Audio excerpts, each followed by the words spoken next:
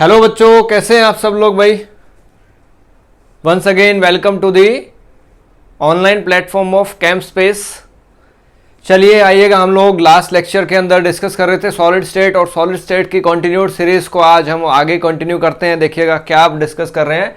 आज का लेक्चर जो आपके लिए है बहुत ही ज़्यादा इंपॉर्टेंट, बहुत ही ज़्यादा फॉर्मूला बेस्ड, बहुत ही ज़्यादा कॉन्सेप्ट बेस्ड और बहुत सारे कॉन्सेप्ट्स आपके इस टॉपिक से, इस वीडियो से, इस लेक्चर से आज कवर अप होने वाले हैं। तो जल्दी से फटाफट से पेन कॉपी ले लीजिएगा और बैठ जाइएगा, जल्दी से पेशेंटली सुनिएगा और चलिए आइएगा मेरे साथ।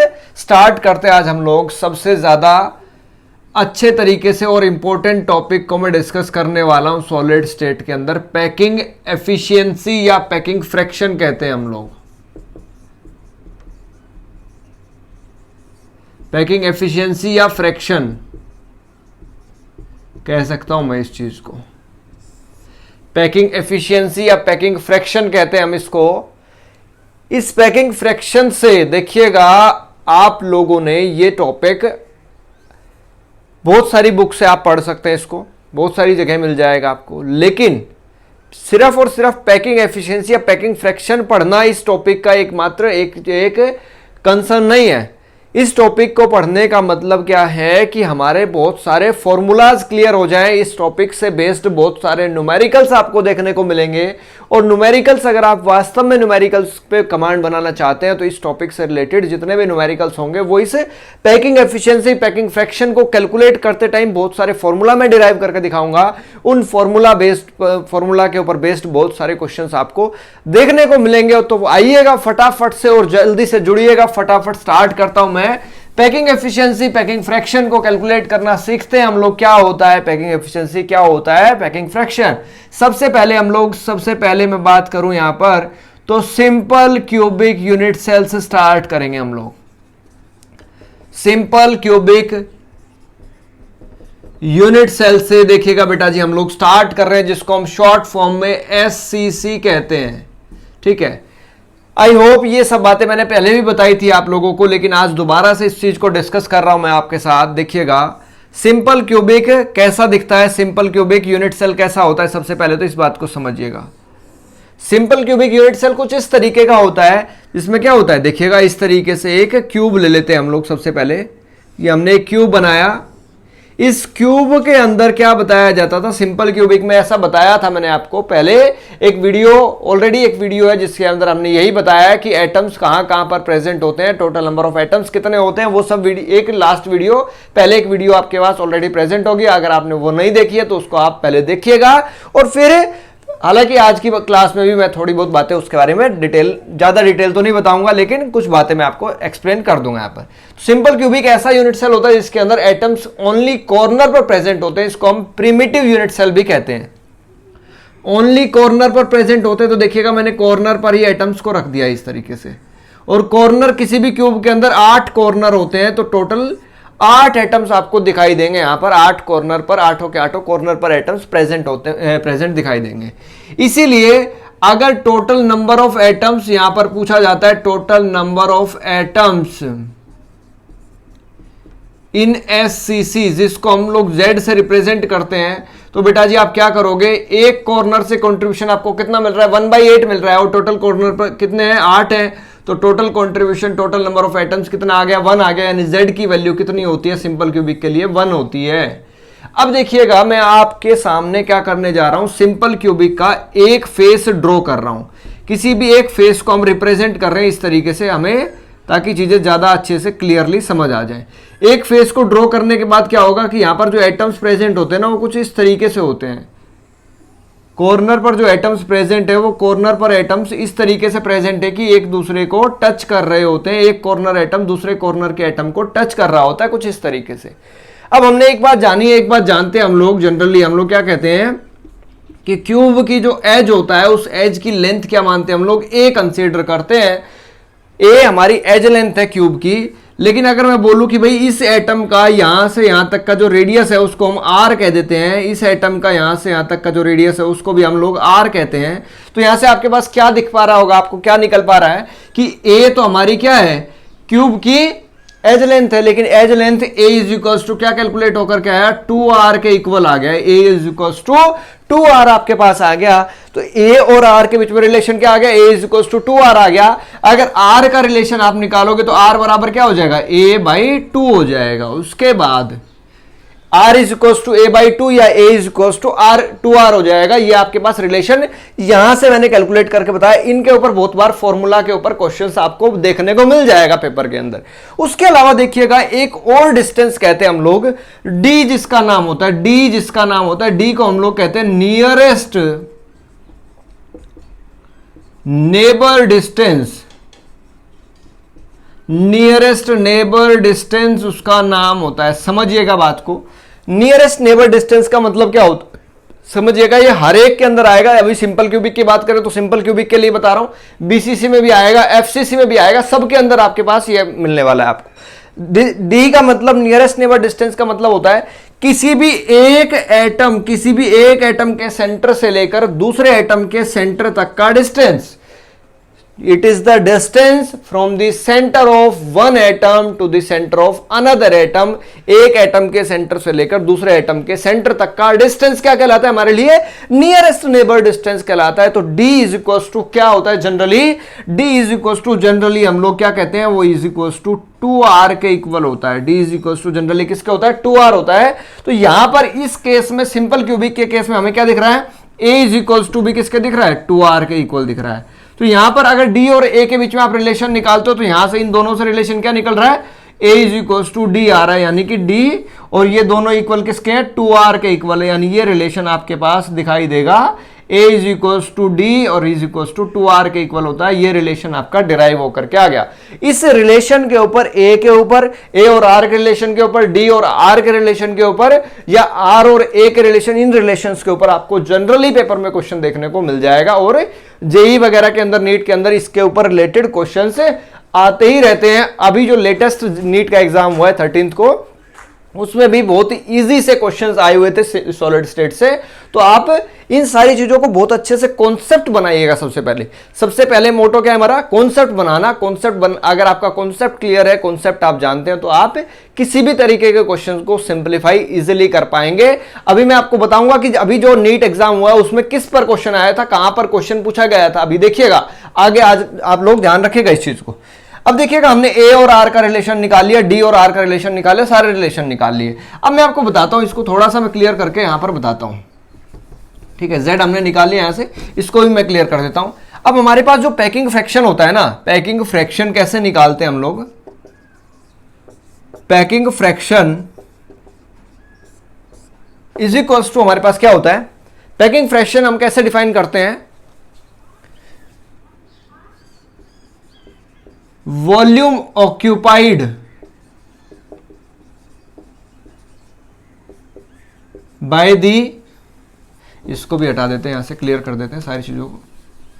Volume occupied by the atoms in A cube.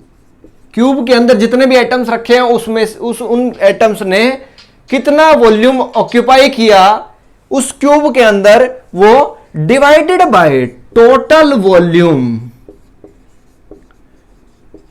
Of the cube. उस क्यूब का टोटल वॉल्यूम से हम क्या करते हैं, उसको डिवाइड करते हैं। तो ये क्या आ जाएगा हमारे पास, ये पैकिंग फ्रैक्शन को कैलकुलेट करने का फॉर्मूला है। अब पैकिंग फ्रैक्शन को कैलकुलेट करने का ये फॉर्मूला है, तो देखिएगा जरा, समझिएगा। अब देखिएगा, समझिएगा, इन सारे रिलेशन को मैं सिंपल क्यूबिक के लिए रिलेशन यहां पर लिख देता हूं जरा। a इज इक्वल्स टू क्या निकला, 2r निकला, और यहां पर d इज इक्वल्स टू भी क्या निकल के आया, 2r के इक्वल निकल के आया। अब ये सारे रिलेशंस मैं यहां से क्लियर कर देता हूं और ये सारे रिलेशन आपको वहां से दिख जाएंगे। अब देखिएगा भाई क्या होता है, अब हमने क्या माना कि एटम लिया, volume occupied by the atoms in A cube. अब सबसे पहले बताया हमें एटम कैसा होता है, स्फेरिकल नेचर का होता है। स्फेयर का वॉल्यूम आप जानते हो, तो 4/3 पाई आर क्यूब हमारे पास क्या हो गया, स्फीयर का वॉल्यूम हो गया। लेकिन हमारे पास ऐसे स्फीयर्स है कितने, एटम्स है कितने, जेड की वैल्यू अभी बताई थी मैंने, जेड की वैल्यू कितनी होती है सिंपल क्यूबिक के लिए 1। तो एक एटम होता है तो 1 से इसको मल्टीप्लाई कर दीजिएगा। उसके बाद डिवाइड करेंगे total volume of cube. Total volume of cube क्या होता है, ए क्यूब होता है। अब ए क्यूब से इसको डिवाइड कर दिया, लेकिन ए क्यूब अब ए और आर के बीच में रिलेशन होता है, अभी निकाला था मैंने, ए इज इक्वल टू 2r निकाला मैंने, ए इज इक्वल टू क्या निकाला, 2r निकाला। तो ए का रिलेशन किस में रख दो, आर में, ताकि आर कैंसिल आउट हो जाए ऊपर से। तो 4/3 पाई आर क्यूब डिवाइड बाय किससे कर देंगे आप, 2r का होल क्यूब से डिवाइड कर देंगे, यानी 4/3 पाई आर क्यूब को आप 8r क्यूब से डिवाइड करेंगे। आर क्यूब से आर क्यूब क्या हो जाएगा, कैंसिल आउट हो जाएगा। और जब आप इस पूरे को वैल्यू को, पाई की वैल्यू और सारी वैल्यूज को सब्स्टिट्यूट करके आप सिंप्लीफाई करेंगे इसको, तो आपको क्या मिलेगा, 0.524 क्या मिलेगा, पैकिंग फ्रैक्शन मिलेगा आपको। इजिली यहां से पैकिंग फ्रैक्शन कैलकुलेट होकर के आ जाएगा। अब देखिएगा, पैकिंग फ्रैक्शन कैलकुलेट करने के बाद पैकिंग एफिशिएंसी निकालना ना बहुत ही ज्यादा इजी चीज है। पैकिंग एफिशिएंसी निकालना क्या होता है, बहुत ही ज्यादा इजी चीज होती है। बहुत ही ज्यादा इजी चीज क्या होती है, देखिए पैकिंग फ्रैक्शन आप लेंगे, जो भी पैकिंग फ्रैक्शन आपने कैलकुलेट किया उसको मल्टीप्लाई कर दीजिएगा 100 से, तो पैकिंग एफिशिएंसी आ जाएगी। यानी कि 0.524 को आप मल्टीप्लाई कर दीजिएगा 100 से, तो आपके पास क्या आ जाएगा, 52.4%। जनरली इसको अप्रोक्सीमेटली 52% बोल दिया जाता है। 52% पैकिंग एफिशिएंसी किसके लिए आ गई है, सिंपल क्यूबिक के केस में आ गई। अब इस बात को समझिएगा, इस बात को जानिएगा कि पैकिंग एफिशिएंसी का मतलब क्या हुआ। भाई आपके पास वॉल्यूम किसी भी चीज का, आपने कोई कंटेनर लिया तो टोटल वॉल्यूम उसका 100% लेते हैं। आपसे कहा जा रहा है कि जब आप किसी भी, आपको एक रूम दे दिया, आपको एक क्यूब दे दिया, उसमें आपको बोल दिया जाए कि ये एटम्स रखे हैं, ये बॉल है, फुटबॉल जैसा, स्फीयर जैसी चीज है, इनको आप अरेंज करिए इस रूम के अंदर। आपने सिंपल क्यूबिक अरेंजमेंट से उनको अरेंज कर दिया। अब सिंपल क्यूबिक अरेंजमेंट से जब आपने उनको अरेंज किया, तो जो टोटल वॉल्यूम, क्यूब का जो टोटल वॉल्यूम आपको दिया गया, तो उसमें से आपने कितना वॉल्यूम एक्वायर कर लिया, कितना स्पेस, कितना वॉल्यूम आपने ऑक्यूपाई कर लिया, उसी को पैकिंग एफिशिएंसी कहा जाता है। और वही सिंपल क्यूबिक के केस में कितना आया, 52% वॉल्यूम आप क्या कर लेते हैं, एक्वायर कर लेते हैं। लेकिन रिमेनिंग वैकेंट स्पेस कितना रह जाता है, 48% वैकेंट स्पेस रह जाता है। तो ये थी हमारी पैकिंग एफिशिएंसी, कैलकुलेट होकर के कितनी आई, 52% आई, जो कि किसके केस में, सिंपल क्यूबिक यूनिट सेल यानी एससीसी के केस में, जिसमें जेड कितना होता है, 1 होता है। Is it okay to all of you और नॉट। ये सब बातें आई होप सबको क्लियर हुई होंगी बहुत अच्छे से। और ये सब बातें क्लियर हुई हैं तो इनके जो फॉर्मूलाज आए ये मैंने यहां पर लिख दिया। सबसे पहला सिंपल क्यूबिक हमने डिराइव किया, तो सिंपल क्यूबिक के लिए फॉर्मूला लिख दिया मैंने। सबसे फर्स्ट हमने सिंपल क्यूबिक को डिराइव किया, तो सिंपल क्यूबिक का ये फॉर्मूला मैंने यहां पर लिख दिया। अब हम लोग बात करेंगे सेकेंड टाइप के यूनिट सेल के बारे में। सेकेंड टाइप में बात करूंगा आपसे किसके बारे में, पहले हम बात करेंगे एफसीसी के बारे में, face centered cubic unit cell के बारे में। सेकंड हमारे पास आएगा फेस सेंटर्ड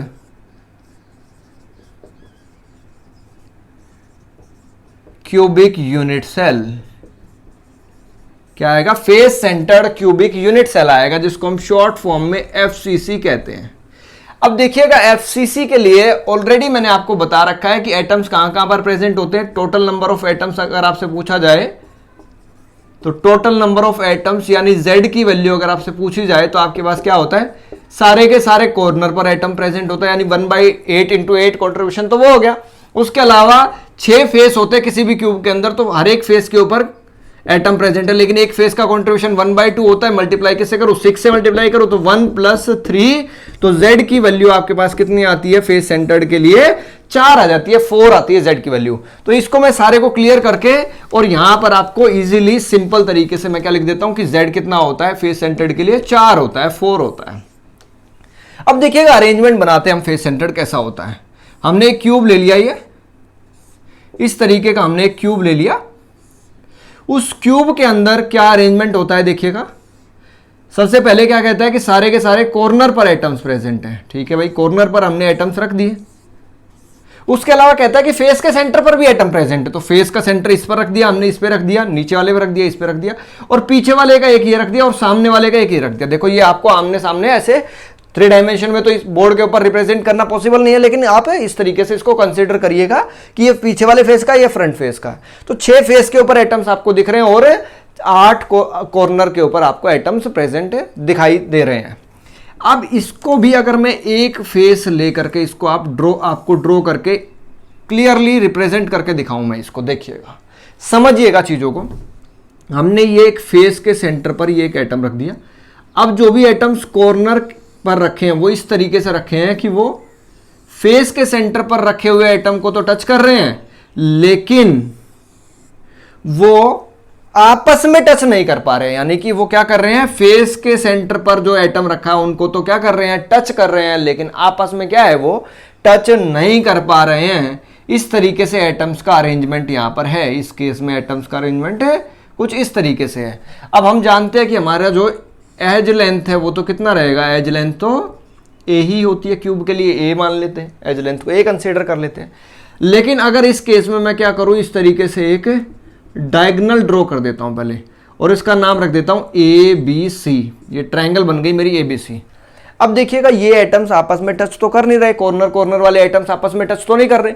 अब टच नहीं कर रहे तो हम यहां पर ए इज इक्वल टू 2r तो लिख नहीं सकते, ए इज इक्वल टू 2r तो है नहीं, यानी टच नहीं कर रहे, तो इसका मतलब बीच में कुछ ना कुछ गैप बचा है। अब गैप के लिए आप डायरेक्टली 2r तो लिख नहीं सकते, तो आपको क्या करना पड़ेगा, इसके अंदर इन ट्रायंगल ABC, ट्रायंगल के अंदर पाइथागोरस थ्योरम लगानी पड़ेगी। यहां पर ABC के अंदर देखिएगा, AB कैसे निकालेंगे आप, AB is equals to AB square is equals to AC square plus BC square, यही फॉर्मूला होता है।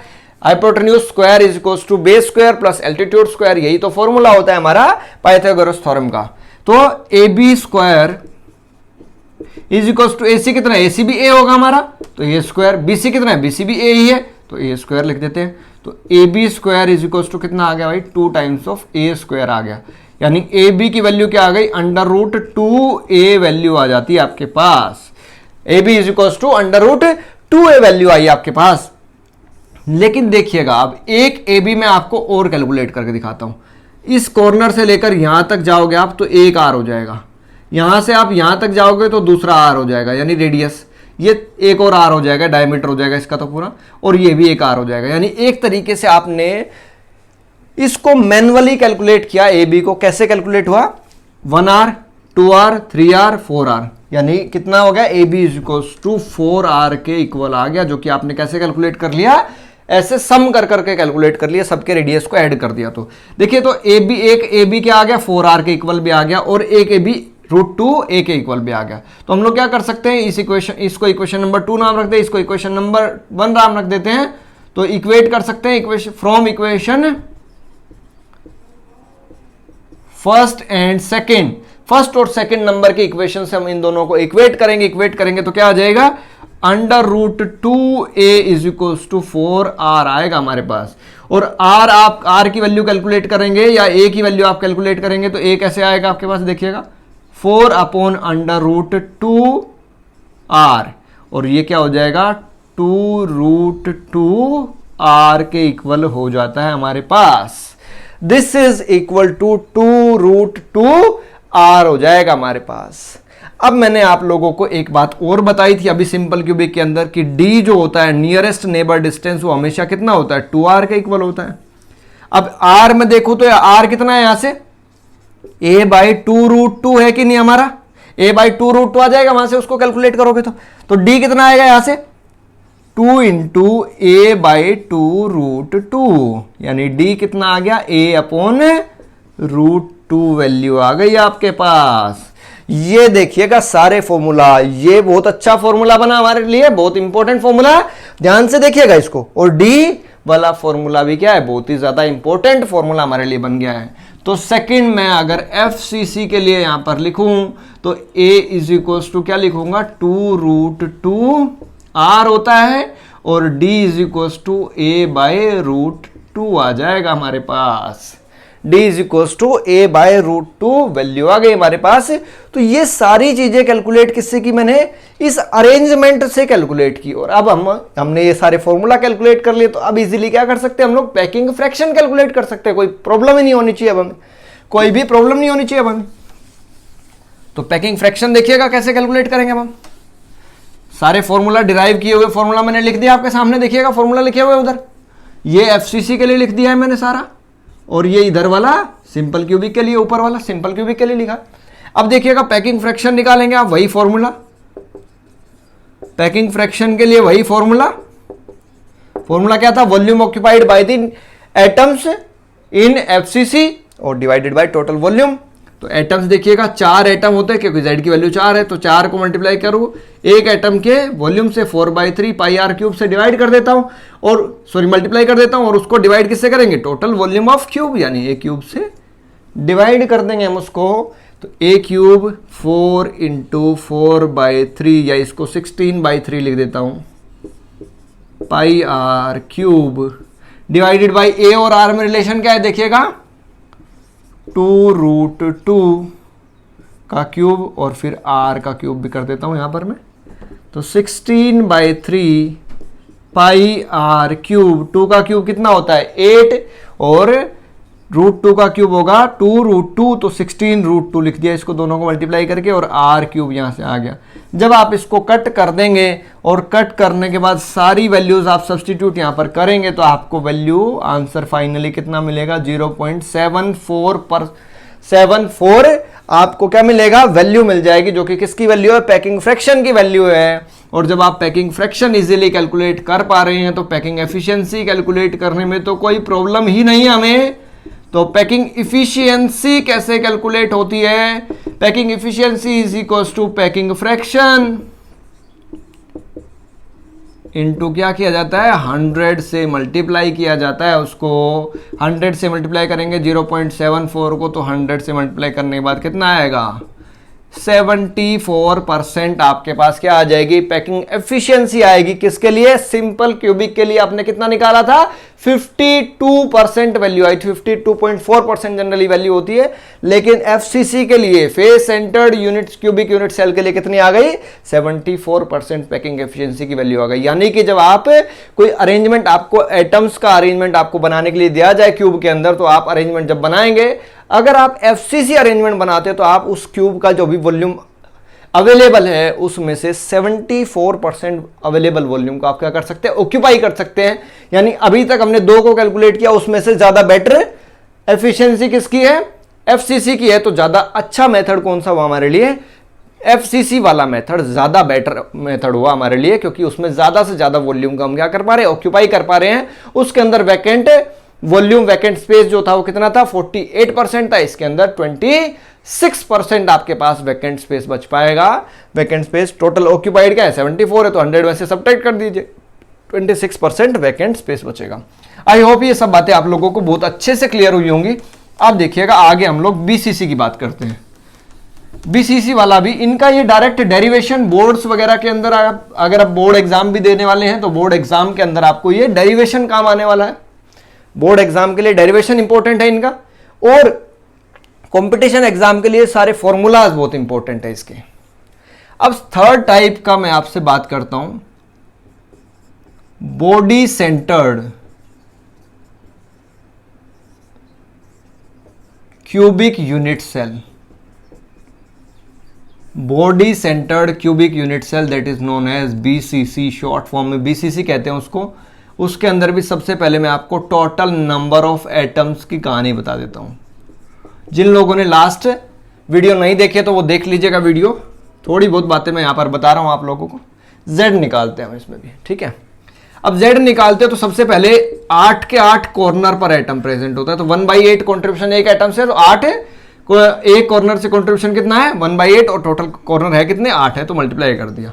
उसके बाद बॉडी के सेंटर पर एक एटम रखा है, तो बॉडी के सेंटर पर, यानी ये रूम है, इस रूम के सेंटर पर एक एटम रख दिया, इस रूम के सेंटर पर एक एटम रखा है, तो वो इसी रूम में है, उसका पूरा का पूरा कंट्रीब्यूशन भी इसी रूम में है, तो इसका मतलब इसका पूरा कंट्रीब्यूशन क्या रख दिया 1 रख दिया मैंने। तो यहां से क्या आ गया 1 आ गया, 1 + 1, तो Z की वैल्यू क्या हो गई बीसीसी के लिए 2 हो जाती है। बीसीसी के लिए Z की वैल्यू आप क्या यूज करेंगे 2 वैल्यू यूज करेंगे। तो आप इजीली, पहले मैं आपको ये कैलकुलेट करके दिखा दी। अब मैं Z की वैल्यू क्या लिख देता हूं, सिंपल सा Z = 2 होता है, किसके लिए बीसीसी के लिए होता है, ठीक है। अब बीसीसी अरेंजमेंट बनाते हैं, देखिएगा बीसीसी अरेंजमेंट बना लेते हैं। अब हम बीसीसी अरेंजमेंट बनाते हैं। जैसे अरेंजमेंट में क्या होगा, पहले तो सारे के सारे कॉर्नर पर एटम्स प्रेजेंट है, 8 के 8 कॉर्नर पर एटम प्रेजेंट है, ठीक है भाई, कॉर्नर पर हमने एटम्स बना दिए ये। उसके बाद कहता है कि बॉडी के सेंटर पर भी एक एटम प्रेजेंट है। अब बॉडी के सेंटर पर भी एक एटम प्रेजेंट है, तो देखिएगा कॉर्नर पर और बॉडी के सेंटर पर एटम प्रेजेंट है। अब देखिए इसके अंदर क्या होगा, हम लोग जानते हैं कि एक एज की जो लेंथ है वो एज लेंथ कितनी है वो तो ए ही मानते हैं हम लोग। लेकिन इस केस में क्या होगा कि जैसे वही मेरा यही रूम है जिस रूम में मैं हूं अभी, ये इस रूम की अगर मैं बात करूं तो इस रूम के अंदर क्या है कि अब सारे के सारे एटम जो कॉर्नर पर एटम प्रेजेंट है वो कॉर्नर वाले एक दूसरे कॉर्नर के एटम आपस में टच नहीं कर रहे हैं, लेकिन जो भी कॉर्नर पर एटम प्रेजेंट है वो बॉडी के सेंटर पर जो एटम रखा है उसको जरूर टच कर रहा है आकर के।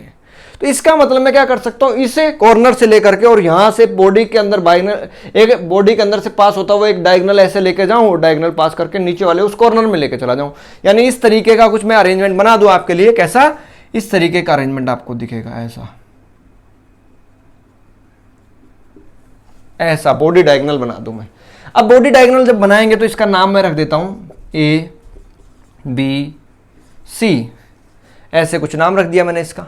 तो मेरा ट्राइंगल क्या बनेगा? सबसे पहले तो देखो एक ट्राइंगल मैं ये बना देता हूं, ये एक नीचे का फेस डायगोनल भी बना देता हूं मैं यहां से, ठीक है। अब देखिए अगर फेस डायगोनल बनाया तो इसका नाम मैंने डी रख दिया। तो सबसे पहले मैं क्या करूंगा, इसके अंदर कोई अलग से रिप्रेजेंट नहीं होता कि फेस का रिप्रेजेंटेशन अलग से करके दिखा दूं या कुछ अलग नहीं होता यहां पर।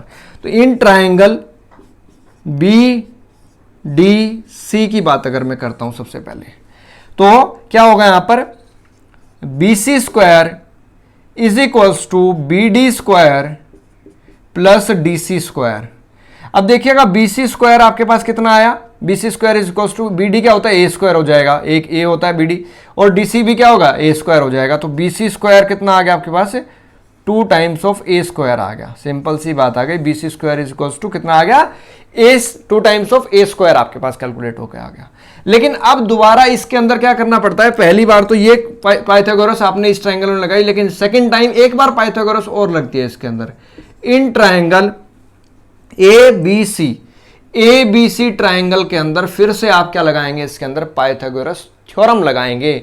तो इसके अंदर अब क्या होगा, ए C square is equals to, क्योंकि हाइपोटेन्यूज क्या है, वो डायगोनल जो हमने पास कर रखा है वो डायगोनल हाइपोटेन्यूज है, A C square is equals to A B square plus B C square. अब देखिएगा ए सी स्क्वायर कितना होगा भाई, ए सी स्क्वायर हो जाएगा, ए बी की वैल्यू क्या होगी ए स्क्वायर होगी, और बी सी स्क्वायर की वैल्यू कितनी है 2 टाइम्स ऑफ ए स्क्वायर है। तो A C square is equals to 3 times of A square आ गया, और ए सी बराबर कितना आ गया √3 ए वैल्यू आ गई आपके पास। उसके अलावा समझिएगा बात, उसके अलावा देखो मैं यहां पर ड्रॉ कर रहा हूं, ये कॉर्नर एटम है, ये बॉडी के सेंटर पर रखा हुआ एटम है, और ये भी कॉर्नर पर रखा हुआ एटम है। ये कॉर्नर है, ये भी कॉर्नर है, ये बॉडी डायगोनल हमने ड्रॉ किया था। यहां से यहां तक का डिस्टेंस, ये मान लो ये ए सी की बात कर रहा हूं, ये ए सी को मैंने यहां पर ड्रॉ कर दिया इस तरीके से। ये एक रेडियस और हो गया, ये एक रेडियस और हो गया, और ये भी एक रेडियस और हो गया। इस तरीके से यहां से क्या आ गया, यहां से क्या कैलकुलेट होकर आ रहा है, A C is equals to 4 times of R calculate होकर के आ रहा है। तो ए सी एक इक्वेशन नंबर 1 आ गई, एक इक्वेशन नंबर 2 आ गई, from equation number first and second, from equation first and second. तो क्या हो जाएगा, 4r इज इक्वल्स टू √3 हो जाएगा। इजीली कैलकुलेट होकर क्या आएगा आपके पास, a इज इक्वल्स टू क्या आएगा आपके पास 4/√3 r आ जाएगा। ये आपका रिलेशन आ गया किसका, a और r के बीच में रिलेशन कैलकुलेट होकर के आ गया है। a is equals to 4/√3 r आ गया। या फिर अगर r और a का रिलेशन उल्टा करोगे इसको तो क्या हो जाएगा, √3/4 a हो जाएगा ये।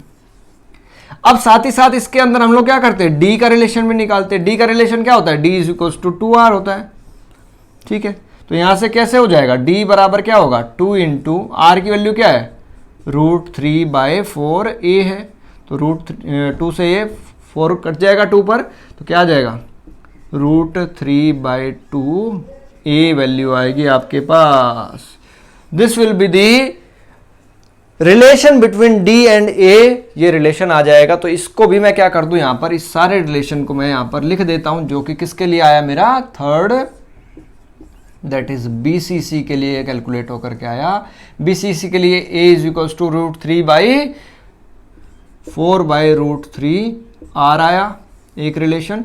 उसके बाद डी और a का रिलेशन क्या आया, √3/2 a आ गया हमारे पास। ये रिलेशंस हमने यहाँ से डिराइव कर लिए, और अब हम लोग packing fraction, packing efficiency, easily calculate कर लेंगे, बहुत आसानी से कैलकुलेट हो सकता है।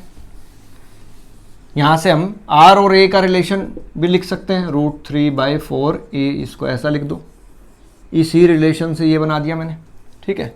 अब पैकिंग फ्रैक्शन निकालते हैं हम लोग, पैकिंग फ्रैक्शन निकाल लेते हैं इसके लिए हम लोग, ठीक है। पैकिंग फ्रैक्शन समझिएगा, देखिएगा, बहुत ध्यान से समझो यार, मजा आएगा यार, बहुत अच्छा कॉन्सेप्ट है ये, बहुत अच्छे अच्छे फॉर्मूला डिराइव करके दिए, बहुत इजी फॉर्मूला है और कोई ज्यादा याद करने वाली बातें नहीं, बहुत इजी फॉर्मूला है। Packing fraction volume occupied by the atoms in the cube, जितने भी एटम है उनसे उनने कितना वॉल्यूम, यानी 2 एटम है तो एक एटम का वॉल्यूम कितना होता है, 4/3πr³ होता है, 2 से मल्टीप्लाई कर दिया, टोटल वॉल्यूम a³ होता है, तो 2 × 4/3 करेंगे तो 8/3πr³ तो ये हो जाएगा, और a³ की जगह क्या रखूं, r का रिलेशन रखूं, 4/√3 r का होल क्यूब, क्योंकि मेरा रिलेशन क्या है, ये रिलेशन दिख रहा है मुझे, ठीक है। 8/3πr³ हो जाएगा, 4 का क्यूब क्या हो जाएगा 64, और 3 का क्यूब क्या होगा 3√3 × r³, और r³ से क्या हो जाएगा, r³ कैंसिल आउट हो जाएगा, r³ से r³ कैंसिल आउट हुआ, तो जब आप ये सारी वैल्यू सब्स्टिट्यूट करके इसको सिंप्लीफाई करेंगे तो आपको क्या मिलेगा, 0.68 वैल्यू मिलने वाली, जो कि किसकी है, पैकिंग फ्रैक्शन की वैल्यू आ जाएगी। कितनी वैल्यू आएगी, 0.68 वैल्यू आएगी। इसको जब आप पैकिंग एफिशिएंसी निकालेंगे तो पैकिंग एफिशिएंसी कैसे निकलती है, पैकिंग फ्रैक्शन मल्टीप्लाइड बाय 100, यानी 0.68 को क्या कर दीजिएगा आप 100 से मल्टीप्लाई कर दीजिएगा, तो 68% आपके पास क्या आएगी, पैकिंग एफिशिएंसी आ जाएगी। इसका मतलब क्या है कि बीसीसी के केस में 68% वॉल्यूम तो आप क्या कर सकते हैं, ऑक्यूपाई कर सकते हैं, और वैकेंट स्पेस कितना रह जाएगा, 32% रह जाएगा। अब आप 3 चीजें मैंने आपको कैलकुलेट करके दिखाई, बीसीसी के लिए कितना आया 68% आया, एफसीसी के लिए 74% आया, और सिंपल क्यूबिक के लिए 52% आया। तो देखिएगा हमने सब के लिए packing fraction, packing efficiency calculate कर ली। अब अगर कंपेयर कराया जाए आपसे, तो कंपेयर आप इजीली कर सकते हैं कि नहीं कर सकते हैं, आप इजीली कंपेयर कर सकते हैं कि नहीं कर सकते हैं, इजीली आप कंपेयर कर सकते हैं। Comparison of packing efficiency, packing efficiency का कंपैरिजन, तो क्या होगा, एफसीसी सबसे ज्यादा अच्छा मेथड है किसी भी चीज को, कोई भी अरेंजमेंट अगर बनाना है, मैक्सिमम वॉल्यूम मैक्सिमम एरिया अगर एक्वायर करना चाहते हैं तो आप सबसे अच्छा मेथड क्या है, एफसीसी है, उसके बाद बीसीसी है, और उसके बाद एससीसी है, यानी कि सबसे ज्यादा वॉल्यूम किसमें ऑक्यूपाई हो सकता है, एफसीसी के अंदर, उसके बाद बीसीसी के अंदर, उसके बाद सिंपल क्यूबिक के अंदर। All these are the comparison, this is the comparison or this is the order of packing efficiency for these 3 types of unit cells. Is it okay to all of you or not? ये बातें clear हुई कि नहीं हुई आपको।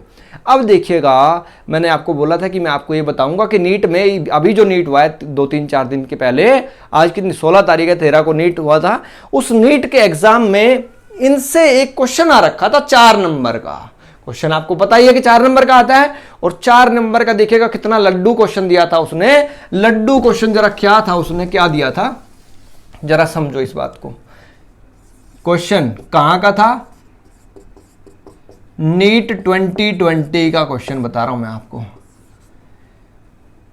कह रखा था an element crystallizes in BCC lattice having edge length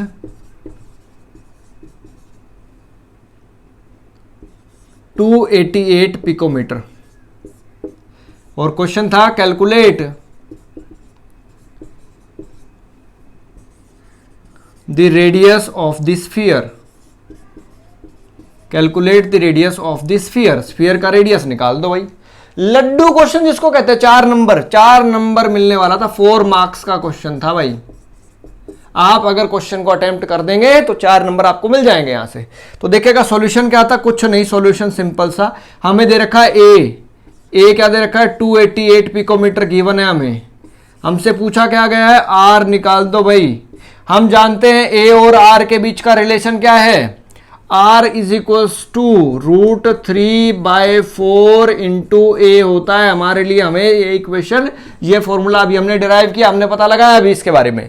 तो सिंपल सा क्या करना था, आपको कुछ नहीं करना, r is equals to √3/4 into 288 picometer. यही क्या था, आंसर था हमारा, यही क्या था, आंसर था। इसको आप कट कर सकते हैं, कट करने के बाद थोड़ा सा और सिंप्लीफाइड हो जाएगा, ये बस कट करके बता सकते हैं। लेकिन वहां पर क्या था, आंसर ऑप्शन में यही आंसर दे रखा था आपको, इससे ज्यादा कट भी नहीं करा रखा था।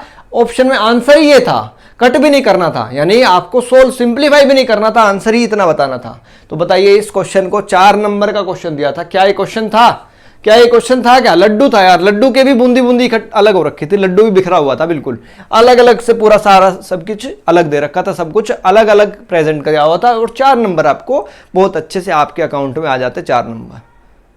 तो बताइएगा आपको ये सारी चीजें, आज का कॉन्सेप्ट, आज का टॉपिक क्लियर हुआ कि नहीं हुआ।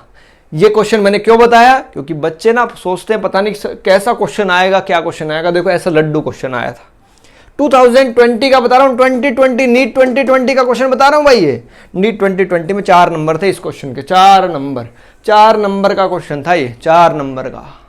मजा आ गया कि नहीं आ गया, मजा आ गया, मजा आ गया तो कह दो भाई फटाफट से, एक बार जल्दी से कमेंट कर दो, लाइक कर दो, शेयर कर दो, सब्सक्राइब कर दो, और जल्दी से सबको बता दो कि हाँ वास्तव में ये क्वेश्चन ऐसे हो जाएगा, और बहुत इजी क्वेश्चन आया था, और ऐसे ही क्वेश्चन आगे भी आने वाले हैं। लेकिन कॉन्सेप्ट अच्छा बनाओ, सारी चीजें अच्छी बन जाएगी, मजा आ जाएगा, और कोई भी कंपटीशन में आप बैठेंगे आप आराम से उसको क्लियर कर देंगे।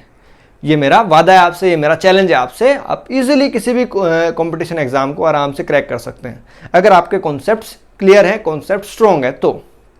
चलिएगा, ये था मेरा आज की क्लास का पूरा फंडा। आज की क्लास से रिलेटेड जो भी टॉपिक्स मुझे डिस्कस करने थे वो ये सारे टॉपिक्स थे, और नेक्स्ट क्लास में हम आपसे मिलेंगे कुछ और नए बेहतरीन टॉपिक्स के साथ। और अब मेरा फंडा ये रहेगा कि साथ के साथ मैं ये भी बताऊंगा किस कंपटीशन एग्जाम में इस टॉपिक से किस तरीके का क्वेश्चन आया। तो ये भी आपके लिए एक बेनिफिशियल बात होगी, क्योंकि बच्चे होपलेस क्यों हो जाते हैं, क्योंकि पता नहीं टॉपिक तो हमने पढ़ लिया, क्वेश्चन कैसा आ जाएगा। देखो क्वेश्चन बताया मैंने, कैसा लड्डू क्वेश्चन आया था, मजाक क्वेश्चन आया था बिल्कुल। चलिएगा, thank you and have a nice day. मिलेंगे आपसे नेक्स्ट लेक्चर के अंदर, तब तक के लिए घर पे रहिएगा, सुरक्षित रहिएगा, सेफ रहिएगा, मुस्कुराते रहिएगा, खुशियां फैलाते रहिएगा, और सब लोगों को चैनल के बारे में बताइएगा, प्लेटफॉर्म के बारे में बताइएगा। फिर हम आपसे मिलेंगे नेक्स्ट वीडियो में, नेक्स्ट लेक्चर में, और जल्दी आपसे मुलाकात करेंगे। Thank you and have a nice day.